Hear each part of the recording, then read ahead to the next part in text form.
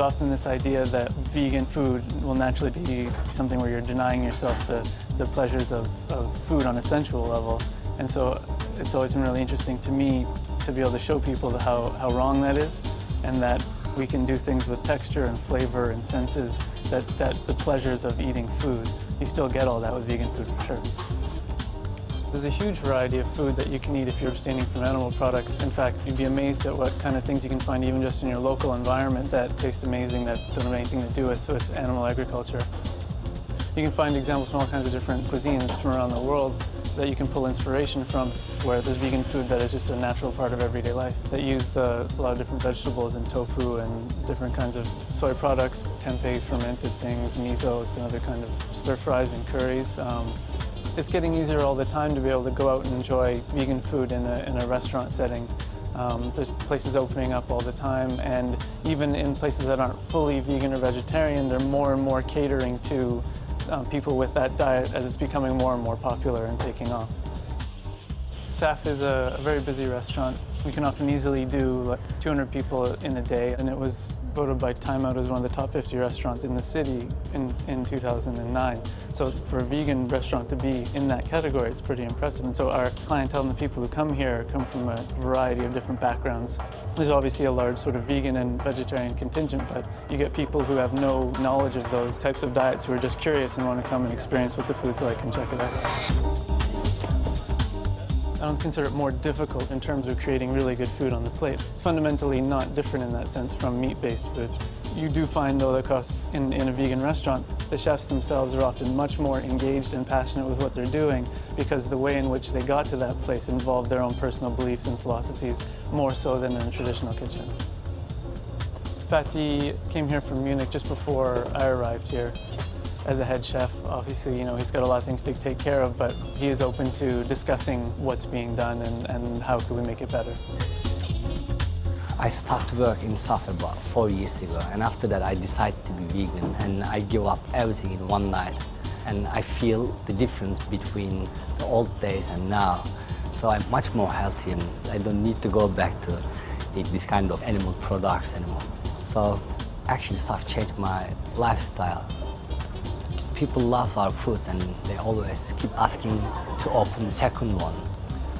We have lots of vegan and organic wine, so if you have a good baked tofu, you can get nice red wine. Normally, if you're making risotto, you have to use some chicken stock, veal stock, or beef stock, whatever, but I just use some mushroom stock or vegetable stock. I think it's the most popular dish in restaurant now. Lots of Italian people is coming back after that experience. They say it's beautiful risotto, delicious risotto. So I'm happy with that. Working in a vegan restaurant as a chef at the level we're trying to work at is really exciting, because there's the sense that we're trying to push the boundaries and do things that haven't been done before, and sort of be at a level that's respected as just restaurant and just food, and then people will come here and just enjoy an amazing meal, and then on top of which it's entirely plant-based. And we get a lot of good feedback, and a lot of people are really excited about the meals that they had. And so it's sort of rewarding to be able to have that impact and be able to show people what's possible.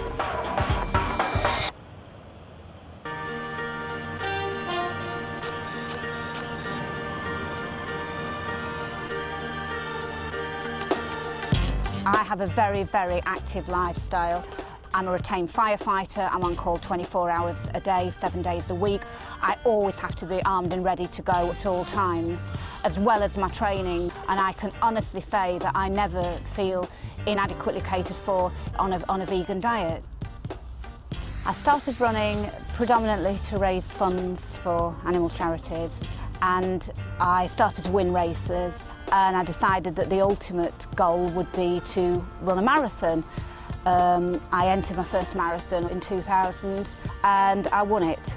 And from there I just decided that this was the way forward to help more animals and to promote vegan diet. Training for a marathon is not just about going out and running endless miles. It's about doing speed work, it's about doing a lot of endurance work and coupling the two together. So you've got to be fast, but you've got to be fast over a long distance. So I personally, and everybody's different, train between about 80 and 100 miles a week. I have complete 100% faith that my diet will give me everything that my body needs to perform well. I certainly don't look at meat eaters and think I could perform any better if I ate meat. I've run 22 marathons and I always produce a good run, no matter what. When I'm at a race, people are quite surprised that I can do what I do on a vegan diet, and they say, "Why are you vegan?" And I would say to them, "Well, why aren't you? Because after all, I've just beaten you. So perhaps if you try my diet, you might be up there winning races too." And on one particular occasion, the person that presented me the award was the Lady Mayoress, and she actually said that her daughter had been wanting to go vegetarian for quite a few months. When my mum was able to tell her that I'd been vegetarian since tiny and vegan since a teenager, she was really overjoyed that there was a role model there that she could use. That's a bigger achievement for me, because that's somebody growing up, and then she's the future, and veganism is the future. No alcohol, no weed, no cigarettes, no ease, no milk, no cheese, no eggs, no meat, just meditation and peace, red lentils, chickpeas, good workout, good sleep, more sunshine, light breeze.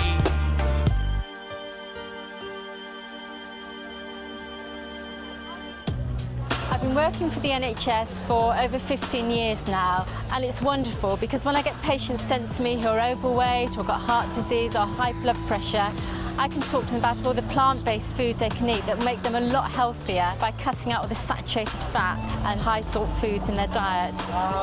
Recommendations now by the Department of Health is to go towards a more plant-based diet with the encouragement to have 5 portions of fruits and vegetables a day.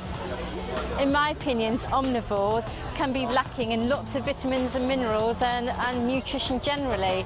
If you look at the obesity, look at all the fast foods, they're the kind of foods that vegans just wouldn't entertain eating at all. And certainly studies have shown that vegans are less at risk of heart disease, type 2 diabetes, and things like hypertension. So certainly a vegan diet encompasses all those health benefits as well. And I feel really fit and healthy. I love my food and I do love having treats. And the benefits from a vegan diet is that it's low in saturated fat. So you can have all these treats and you know you're still going to be looking after your heart. People often are concerned about calcium, which you can get from fortified foods, and vitamin B12, which you can get through things like fortified non-dairy milks, some soya products, also from some yeast extracts. Whether you're vegan or a meat eater, you still need to make sure you have adequate quantities of vitamin D. The main source comes from sunshine, from the sunlight on your skin. So get adequate sunshine or have fortified foods containing vitamin D. And we get quite a few queries about parents or pregnant women who are concerned about getting the right nutrition for their children and for their unborn child. And certainly we can assure them that they get all the nutrition they need through a planned vegan diet. And I've written a book for the Vegan Society about vegan infants. It starts from conception through to infancy. And hopefully parents are reassured that they can get all the nutrition they need for themselves and for their children. I've been vegan for 6 years, and when I became pregnant, friends asked me, "Are you going to stay vegan?" "Surely not," sort of thing. And I didn't have any pressure from doctors or midwives. Everyone seemed very happy for me to stay vegan. It wasn't a problem at all. I read a lot about being pregnant and I knew everything that I was supposed to be eating, and so it was absolutely fine. I was very active and fit during my pregnancy. Pregnancy was great. I quite enjoyed it. And she was 9 pound 3 when she was born, so she was a pretty big baby. Without any dairy or meat, you know, I managed to produce a very beautiful, healthy baby, and everything's been great. I've felt very healthy and strong and fit since I've had her. Breastfeeding hasn't been easy. It's made me respect other animals' milk even more and made me feel strongly that I don't want to ingest any other animal's milk, because their milk is meant for their babies just as my milk is meant for my baby, and it just seems completely wrong that adults of other species should be drinking milk that's not for them. I've been very lucky. I think she's a very happy baby. She's not had colic or any digestive problems, and some people have told me anecdotally they think that's because of my diet, that I'm not eating anything which upsets her digestive system. So I would really advocate staying vegan and being confident about being vegan, because I do believe it's the best thing for your baby as well as for you. Thank you. Okay, thanks a lot. Bye.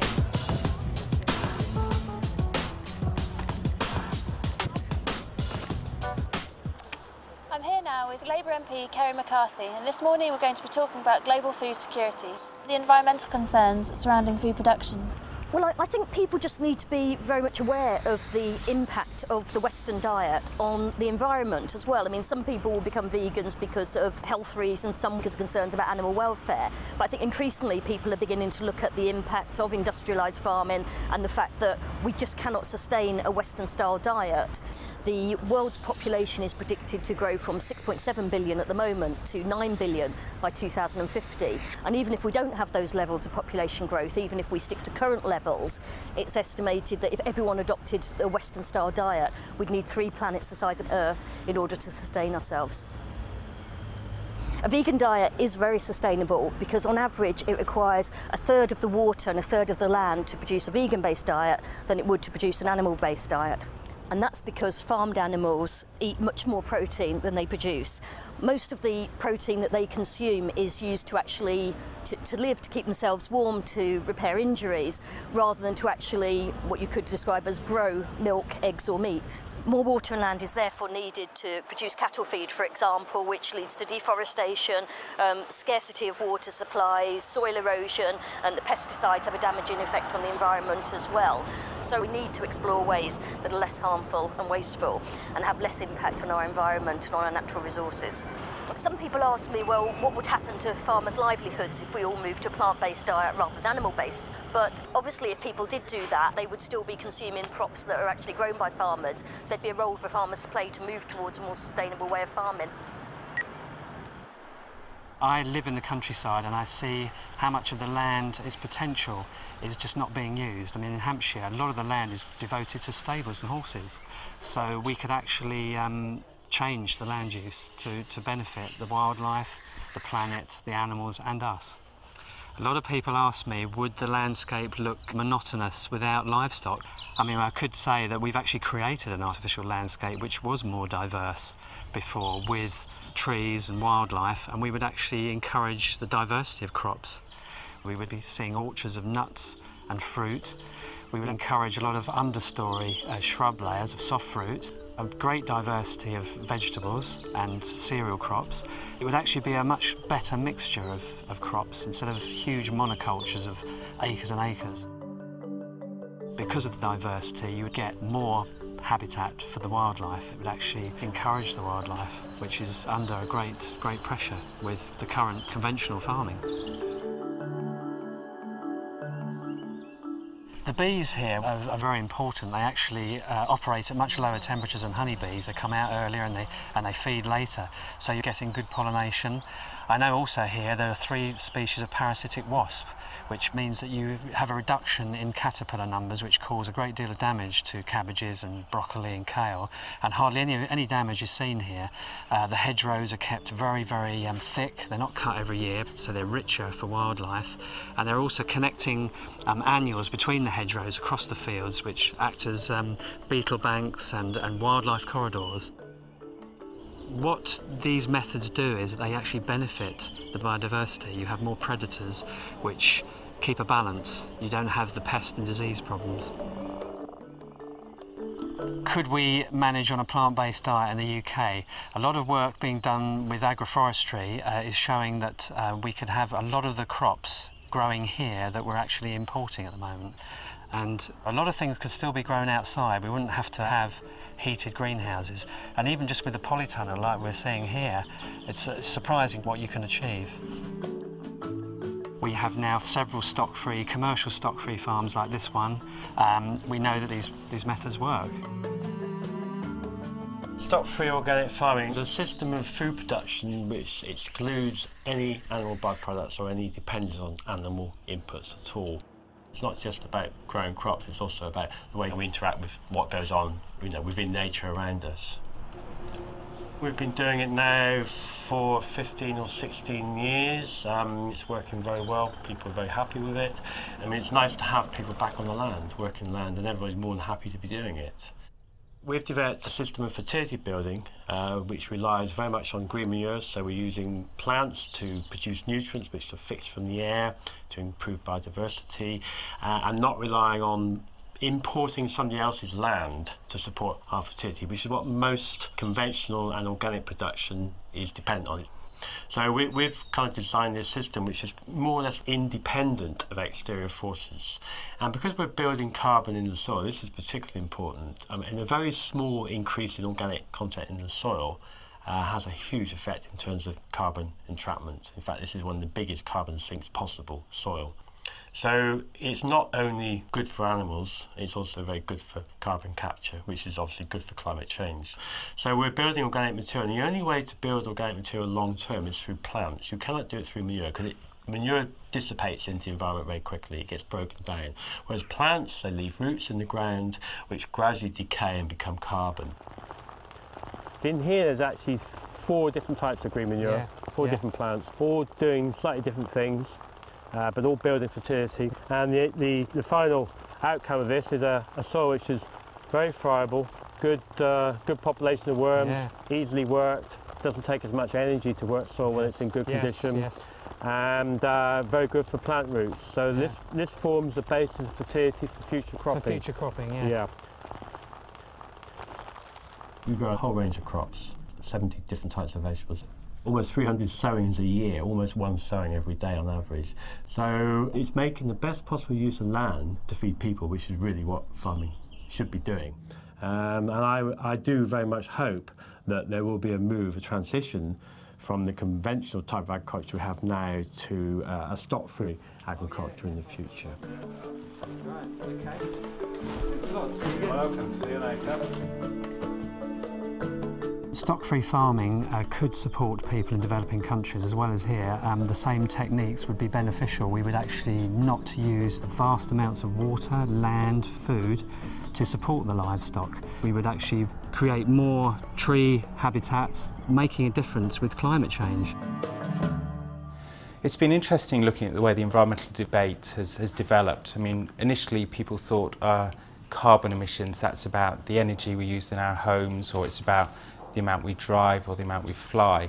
But increasingly people have realised that food and the environment are so closely interconnected, and there's been a growing amount of research which is saying actually the way we eat and what we throw away is having a significant impact on the environment. Every step of the journey from the field to your plate is creating carbon. It could be anywhere as high as sort of 18% of greenhouse gas emissions is caused by the meat and dairy products we eat. Compare that, say, with the aviation sector, which is only 2%. So, there's a tenfold difference between the aviation sector and the food sector. We only have one planet, and it's a defined size. There's only a certain amount of arable land, and a lot of that's being increasingly degraded through animal agriculture. In Australia, certainly hard-hooved animals and many other parts of the world are degrading the quality of the land, and we need to be very careful with the way we farm in order to make sure that that land is there to sustain us for future generations. Cattle in many countries in the world outnumber the people. The cattle themselves produce a lot of waste, they require a lot of land. Methane is produced from them, which is a huge contributor to global warming, one of the most significant. And for every kilo of meat, an increasing proportion of dung goes onto the land. In the US, as the FAO report says, that's one of the primary causes of water table pollution. In the Amazon, the vast majority of deforestation is being used for cattle farming, and much of the remaining is for soya protein, which is used as cattle food. So without this relentless drive to produce more meat, which is a high profit product, we would have more Amazon, which has been called the lungs of the world.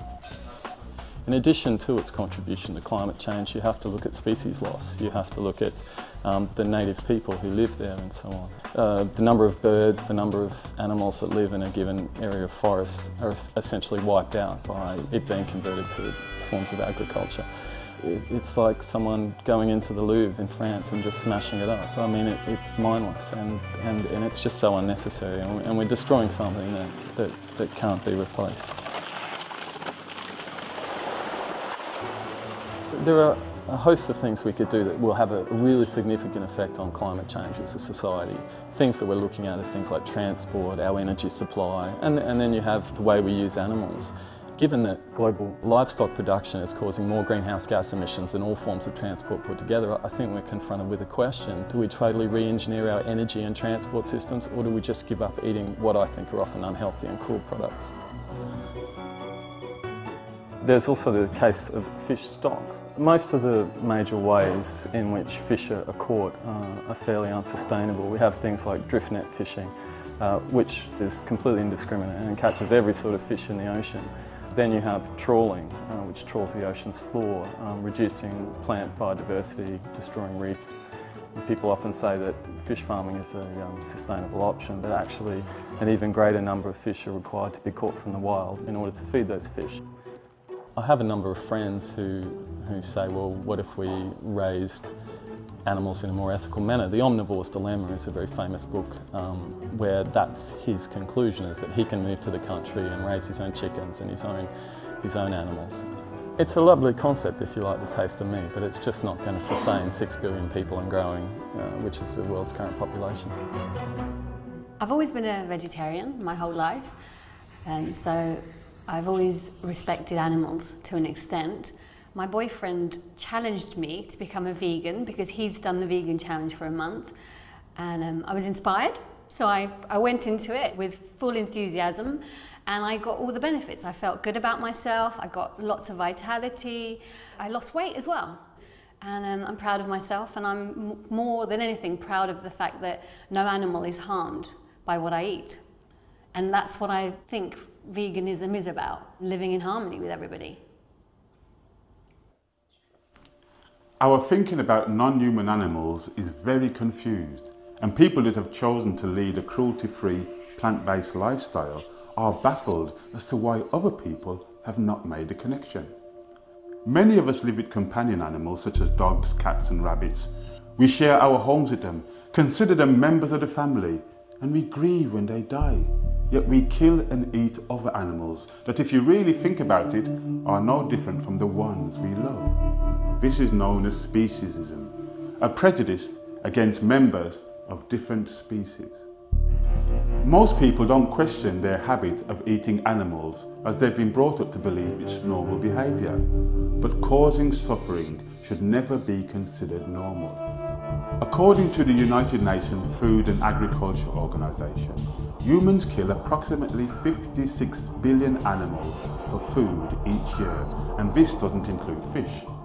This quantity can only be achieved by factory farming animals, which can lead to diseases such as bird flu, swine flu, BSE and MRSA. Antibiotic-resistant microbes are the result of the overuse of antibiotics. Over half the antibiotics in the UK are given to farmed animals, not humans, and farmed animal diseases can spread to humans. Behind windowless walls, it's easy to turn a blind eye to the horrific reality of factory farms and slaughterhouses.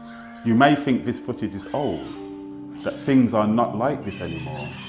Wrong. This is exactly what it's like, and what happens to the farmed animals who live outside is not too dissimilar. Free-range chickens will usually be slaughtered for meat at 8 weeks and organic at around 12 weeks. People see cattle and sheep grazing in fields and think they're okay, but they'll also be sent to slaughter like all animals bred for food. Factory farmed and free-range animals are treated as commodities, and their individual needs or preferences are not respected. And it's not just to produce meat. Every year, millions of farmed calves and chicks die in order to produce milk and eggs. Male chicks don't produce eggs and are not profitable for meat production, so are killed the day they are born. And laying hens, when their egg production starts to fall, are also killed long before their normal life expectancy. It's no fun for cows either. In order to produce milk, the dairy cow must give birth to a calf. As soon as the calf is born, they form a strong bond with their mother. Yet within a few days, they are usually separated, causing extreme distress.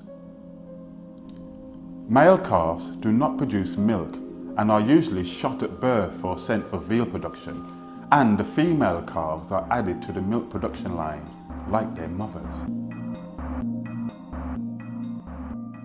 3 months after the loss of her calf, while still producing milk, she is usually made pregnant again. She's put through this exhausting procedure 3 or 4 times, until she too is deemed redundant and killed.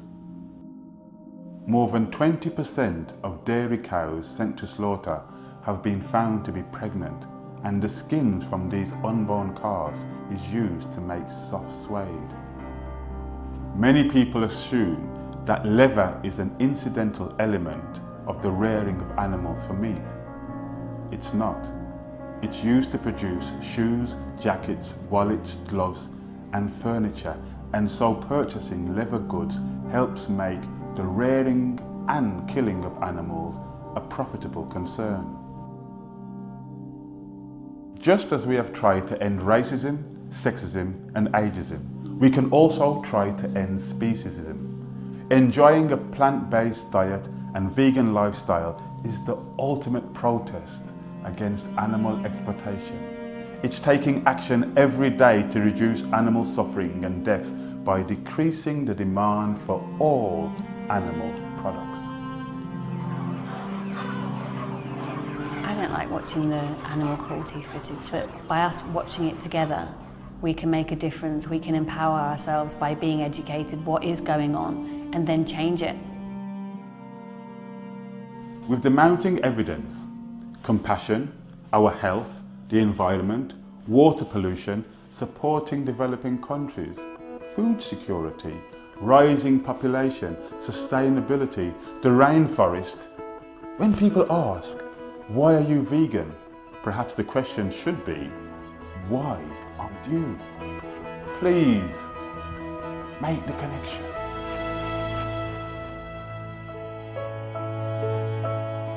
I like being able to abstain from the negative aspects of food culture and be able to celebrate the positive ones. Becoming vegan does not mean just changing your diets, caring about animals and global warming. Also, you are changing your lifestyle. I feel wonderful being a vegan. It's the best thing I've ever done. If we want to have a lower carbon diet, we should be eating more vegan food. I think there's misconceptions about being a vegan, which stops people exploring it, investigating it, seeing it as a possibility. In my opinion, the real reason people eat meat and dairy is because they like the taste of it. When you look at the evidence, is that taste really worth it? The case for veganism is so strong on a number of fronts, from the animal welfare point of view, from the health point of view, and from the environmental point of view, that I would never go back. Food when I was pregnant was very easy. They tell you not to eat all the things that already weren't in my diet. It was brilliant. People would say to me, oh, you're having trouble, you know, cutting out cream cheese, and it's like, no, because I don't eat it anyway. I feel that change has to come very quickly. Time, in a way, is not on our side, but we know we have the solutions in place. We know that stock-free organic works. So whether people are concerned about developing countries, the environment, their health, or our fellow creatures, becoming vegan is an active, positive and compassionate choice. Yeah, I suppose maybe I do feel proud, but I've never really thought about it. But I feel lucky more than proud, I think. For the future, I hope that more people respect each other, care for the planet a little bit more, and respect animals a lot more, and just try a cruelty-free diet.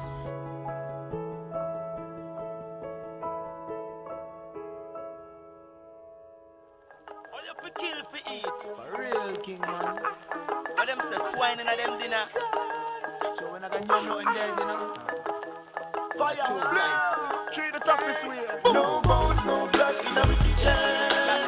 We not gonna mix up in a vampire living. No bones, no blood in our kitchen. Say Rastafari, you're my greatest ambition. Yeah, man, me see enough of them, not showing respect for life. Run, here come the butcher man when he coming with his knife. for more pain and more death. I bear murder, life them take for them steak and hamburger. Me rather plant some seed in the mud than to take you some flesh and goggles of blood. Carnivore, stop fighting it, stop fighting it. Hey, give it a life a try, you just might get some enlightenment. And this the one for the all of my vegetarians, raw fooders and vegans and all the vegetarians, yo. Cause I and I not put no dead, you know we simple. True humbleness, we have to live life simple. To put some food up on the plate. I mean I need no hook, mean I need no bait. I unite the roots, me food me not fish shoot. Or give me vegetable and some fruit. Make us a no bones, no blood in our kitchen. We not gonna mix up in a vampire living. No bones, no blood in our kitchen. As a Rastafari, I'm my greatest ambition. No bones, no blood in our kitchen. Me synchronize with the most high's vision. No bones, no blood in our kitchen. Don't panic, cause I'm organic. Pure soy soup in my kitchen, yes, I got it. Yo, don't panic, cause I'm organic. Lentil peas in my soup, I got it. Yo, don't panic, cause I'm organic. Vegan life, me live and none of them can stop it. Calabash, okra and squash, yes, me got it.